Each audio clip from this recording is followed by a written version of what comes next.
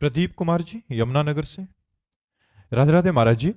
गुरुदेव कृपया मार्गदर्शन करें कि आपके सत्संग से हमें यह पता चला कि संचित और क्रियामान कर्म को भजन के द्वारा नष्ट किया जा सकता है, परंतु प्रारब्ध सबको भोगना ही पड़ता है और बड़े बड़े महापुरुषों को भी प्रारब्ध भोगना ही पड़ा। और आपके श्रीमुख से यह भी सुना कि भगवान सर्वशक्तिमान है, सब कुछ करने में समर्थ है महाराज जी, फिर वो अपने भक्तों के प्रारब्ध को पूर्ण रूप से नष्ट क्यों नहीं करते? नहीं, जो सच्चा पहलवान होता है वो कायर और आलसी अपने चेला को नहीं बनाता है। अगर यहां मारा और थोड़ा सा वो कच्चा पड़ा तो हजारों हाथ यही मारेगा वो। तो फिर भगवान जगत गुरु अपने चेला को कच्चा कैसे रखेंगे? शरीर राग से जो डर रहा है कि प्रारब्ध भोग भगवान मिटा दें, वो कायर है, शरीर रागी है। अरे देखो, हमारे भगवान सर्वशक्तिमान और परम कृपाल होते हुए अपने चेला पर आरा चलवा दिया, मूरत ध्वज पर, अपने शरणागत पर राग पर आरा चलवा दिया। पूरे देह को चीर कर दो भागों में करो। क्या समझते हो हम जगत गुरु के चेला कोई साधारण थोड़ी है? भगवान अपने पार्षद को कमजोर बनाएंगे क्या? बड़ा सा बड़ा प्रारब्ध भोग भी ऐसे हंसते हुए मुस्कुरा करके जब आग में झोंका गया प्रहलाद जी को, जहर पिलाया गया प्रहलाद जी को, बड़े बड़े गजराजों से रौंदा गया प्रहलाद जी को, अस्त्र शस्त्रों का प्रहार किया गया, कृत्या उत्पन्न की गई, क्या क्या नहीं किया गया, लेकिन बाल भी बाका नहीं हुआ। तो हमारी छाती चौड़ी होती है कि मेरा स्वामी इतना कृपालु है, इतना मजबूत कर देता है अपने दास को कि प्रकृति का कोई भी वार उसका बाल बाका भी न कर पाए। सीम की चाप सके को तासु, बड़ रखवा रमापति जासु। भगवान अपने शिष्य को, अपने पार्षद को, अपने भक्त को कायर नहीं बनाते, कमजोर नहीं बनाते, विश्व को दिखा देते हैं कि देखो अगर जरूरत पड़ी तो मेरे लिए गर्दन कटाने में भी पीछे नहीं हटने वाले। इसलिए भगवान प्रारब्ध नहीं मिटाते, प्रारब्ध भोगने की सामर्थ्य देते हैं। भोगो और मेरा स्मरण करते हुए जगत के लिए उदाहरण बनो, जगत को दिखाओ कि हम भगवान के हैं और हर कष्ट सहकर भगवान के हैं। इसलिए बड़े बड़े महापुरुषों के शरीरों में भीषण पीड़ा दी गई। ये क्या है? भगवान परिपक्व करते हैं, भगवान मजबूत करते हैं अपने दासों को, देह भाव से रहित करके चिदान। तभी तो होता है ऐसा कैसे बोले? ऐसा इसलिए क्योंकि भगवान के दास हैं, क्योंकि भगवान के जन हैं। इसलिए सर्वाश्चर्य में भगवान की कृपा, भगवान की कृपा कमजोर नहीं करती। जी प्रतिकूलता देके विशेष भजन में रुचि करवाते हैं। बिल्कुल, प्रतिकूलता ही भगवान के साक्षात्कार का योग प्रदान करती है। जब गजेंद्र ने देखा परिवार के सब लोग भाग गए, हाथी हाथिनियां सब छोड़ के चले गए, शरीर का बल भी हार गया, तब उसे याद आई भगवान की। हृदय से पुकारा हरि, एक सेकेंड में ग्रास से मुक्ति मिल गई। जब द्रौपदी जी ने देखा पांचों पति गर्दन झुकाए हैं, भीष्मादि मौन धारण किए हैं, भुजाओं का बल थकित हो गया, 10,000 हाथियों का बल रखने वाला दुशासन बलवान खींच रहा है, जब देखा अपनी दांतों से भी साड़ी छूट जाएगी, गोविंद उसी क्षण वस्त्रावतार भगवान का हो गया। तो प्रतिकूलता योग प्रदान करती है भगवान के मिलन की। जी क्या सभी साधकों के जीवन में आएगी ये कि उसको शरणागत होना ही पड़ेगा प्रभु के चरणों में, या अलग भी स्थितियां हैं? अब ये वैद्य जाने की कौन सी दवा किस मरीज को देनी है। ऐसा तो नहीं कि बुखार में एक ही दवा सबको चलती हो, एक ही डोज सबको दिया जाता हो। एक ही प्रकार का बुखार नहीं होता, कई प्रकार का बुखार होता है, तो कई प्रकार की दवाएं भी होती हैं। अब जैसे अम्बरीश जी हैं, स्वस्थ शरीर है, चक्रवर्ती सम्राट हैं, सारा सुख वैभव है और भगवान के महान भक्त हैं। तो हम जैसे देहाभिमानियों को देह राख से मुक्त करने के लिए अशुभ प्रारब्ध को भगवा कर भगवान पवित्र करके और अपने दिव्य पार्षद रूप को दे करके बुला लेते हैं। ऐसा नहीं है कि सबको कष्ट मिलेगा, सबको प्रतिकूलता मिलेगी। डरो मत, डरो मत, ये सबके लिए नहीं है। भगवान बहुत करुणामय है, बहुत कृपा करते हैं, बहुत दुलार करते हैं। ये अपने पार्षदों से खेलते हैं, दूसरे की ताकत ही नहीं है। वो अपने पार्षदों से खेलते हैं, दूसरों से नहीं। डरो मत, ये दूसरों से खेल नहीं खेलते, ये अपने पार्षदों से खेलते हैं। मन आया तो भरी बाजार में पिटवा दिया, मन आया तो पूरे विश्व को झुकवा दिया। दोनों काम करते रहते हैं। ये अपने पार्षदों से खेलते, दूसरे से नहीं खेलते। इसलिए आप लोग डरो मत, आप लोगों के ऊपर ये खेल खेलने वाले नहीं है। ये खेल खेलते अपने निज पार्षदों से। इनका पार्षद बनने के लिए क्या करना पड़ेगा? हाँ, अब खास बात आई।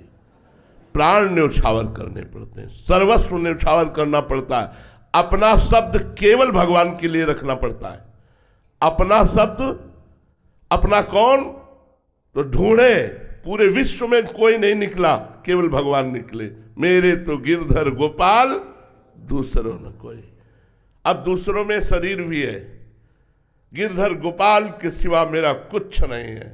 ये प्रभु का शरीर है, चाहे तो अभी कटवा दे, चाहे तो इसे सड़वा दे, चाहे तो इसे पुजवावे, ये उनका है, मेरा नहीं है। सब कुछ समर्पित, तन मन प्राण सर्वस्व समर्पित, अपनापन केवल भगवान से। वो भगवान का निजी पार्षद है।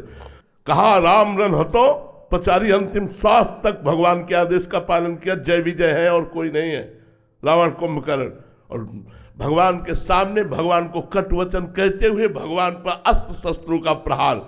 ये तो विरोधी पक्ष में भीष्म जी, महाभागवत और कृष्ण चंद्रजू के शरीर में कितने बाण मारे, कितने अस्त्र मारे। क्यों? क्योंकि वो निजी पार्षद है। अगर कृष्ण की इच्छा है कि प्रहार करो तो चूकेंगे नहीं, एक सेकंड में उनकी आज्ञा का पालन करेंगे। महाराज जी, स्थिति नाम जप से आएगी या उनकी कृपा से ही आएगी? वैसे प्रधानता तो कृपा है, लेकिन सहयोगी नाम जप है। भगवत पार्षद, भगवत समर्पित। एक दिन द्वारिकाधीश, हा गोपी, हा गोपी, तो देवर्षि नारद जी पहुंचे। देखा कि भगवान की आंखों में अश्रु है और मुख में गोपी नाम है।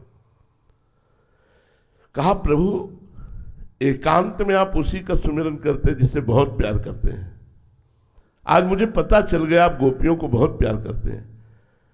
क्या हम में से कोई ऐसा भक्त नहीं है जो कभी आपको एकांत में ऐसे याद आता हो? भगवान ने देवर्षि नारद जी से कहा कि हम इंतजार ही कर रहे थे कि आप आए और मैं अपनी पीड़ा बताऊं। आज मेरे उदर में बहुत पीड़ा हो रही। प्रभु, पीड़ा हो रही? हाँ।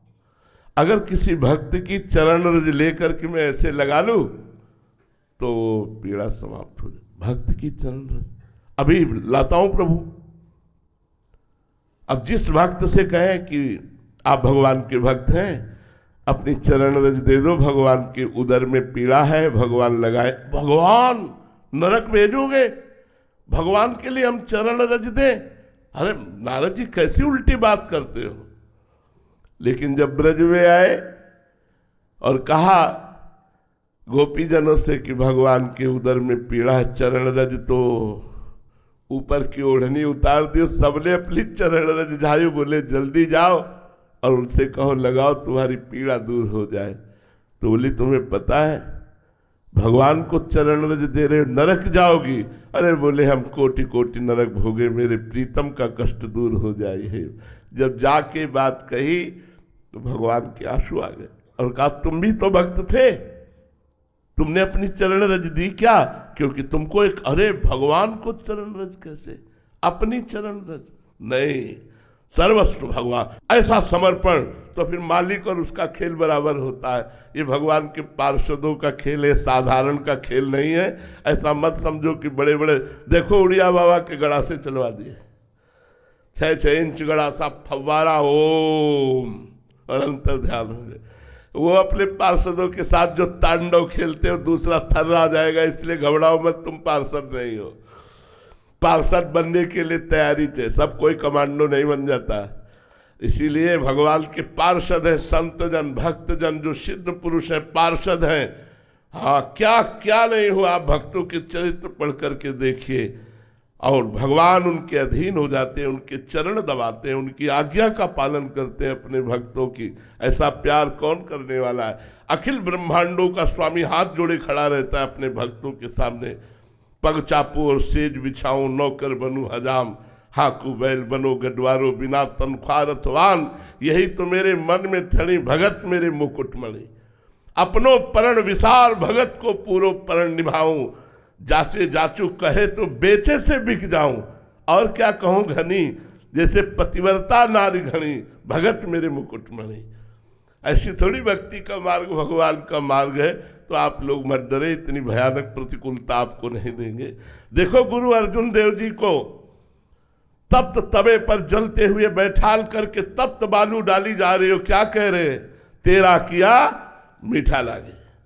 ये गुरु गोविंद सिंह के दोनों लाडलों को दीवार पे चुनाया जा रहा है, लेकिन आह नहीं निकल रही। ये है निज पार्षदों का खेल। ये अपने पार्षदों से खेलते, साधारण से नहीं खेलते। भाई खाओ पियो मनोरंजन बैलेंस बना के चलो, बात अलग है। अगर पीछे पड़े तो फिर अपने लायक वो बना लेते हैं, अपने लायक बना लेते हैं।